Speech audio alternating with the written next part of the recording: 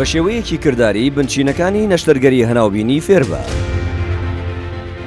بۆ جاری پێنجەم و لەسەر هەبوونی داواکاری زۆر خولی بنچینەکانی هەناوبینی لە تاوەری تەندروستی سمارت دەکرێتەوە. نەشتەرگەری بەنازۆر کۆمەڵێک بنچینە هەیە کە بۆ سەرجەم بوارەکانی نەشتەرگەری هەناوبینی سک، نەشتەرگەری هەناوبینی سنگ، نەشتەرگەری هەناوبینی گورچیلە و میزەڕۆ، نەشتەرگەری هەناوبینی ژنان و مناڵبوون هەمان بنچینەیە و سەرجەم پزیشکانی نەشتەرکار پێویستە پێی ئاشنا بن. لە کورسێکی یەکڕۆژەی چڕوپڕ لە تاوەری تەندروستی سمارت بە شێوەی پراکتیزی فێری ئەم بنچینانە ببە لەلایەن مامۆستایی بە ئەزموونەوە. کۆرسەکە کورتکراوەی پوختەی 4 کۆرسە کە لە وڵاتانی بەریتانیا و فەڕەنسا و تورکیا و ئیمارات وتراوەتەوە. لە کۆرسەکەدا ڕاهێنان لەسەر دۆڵ و تیشووی گیانداران دەکرێت. لەبەر ئەوەی ژمارەی تاوەرەکان سنووردارە، بێگومان بەشداریکردن سنووردارە. پزیشکانی بوارەکانی نەشتەرگەری سک، نەشتەرگەری سنگ، نەشتەرگەری گورچیلە و میزەڕۆ، نەشتەرگەری ژنان و مناڵبوون، نەشتەرگەری منداڵان دەتوانن سوود لەم خولە وەربگرن.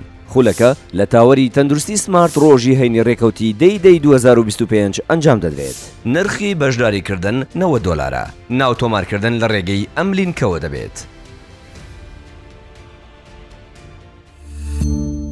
سمارت وەرچەرخانە.